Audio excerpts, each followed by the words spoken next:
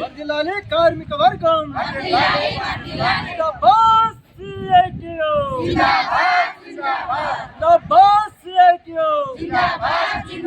వర్ధిల్లాలి కార్మిక వర్గం. ఈరోజు భారతదేశ వ్యాప్తంగా అన్ని కార్మిక సంఘాలు ఈరోజు భారతదేశ సార్వత్రిక సమ్మెకు పిలుపునివ్వడం జరిగింది. దాంట్లో భాగంగానే తాండూరు మండల కేంద్రంలో ఇక్కడ ఉన్నటువంటి అన్ని కార్మిక రంగం ఇవాళ సమ్మెలో పాల్గొనడం జరిగింది.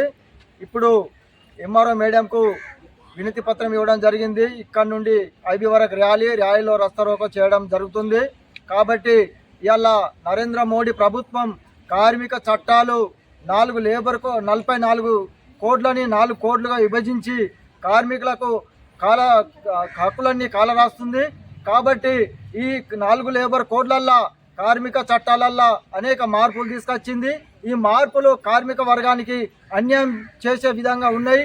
ఈ 4 లేబర్ కోడ్లల్లా సంఘం పెట్టుకునే హక్కు, వేతనాలు, సమ్మెలు, రస్తలోకోలు చేసేటువంటి హక్కులను ఈ ప్రభుత్వం కాలరాస్తుంది. కాబట్టి ఈ ప్రభుత్వానికి మేము హెచ్చరిస్తున్నాం, ఇకనన్నా మీ కోడ్లని మానుకొని ఇంతకుముందు గతంలో స్వాతంత్రం రాకముందు స్వాతంత్రం వచ్చినాక ప్రాణాలు వదిలిపెట్టి సాధించుకున్న కార్మిక చట్టాలని నువ్వు పొందుపరచాలి, అవిటినే ఇంప్లిమెంట్ చేయాలని చెప్పేసి ఈ ప్రభుత్వాన్ని కోరుకుంటున్నాం.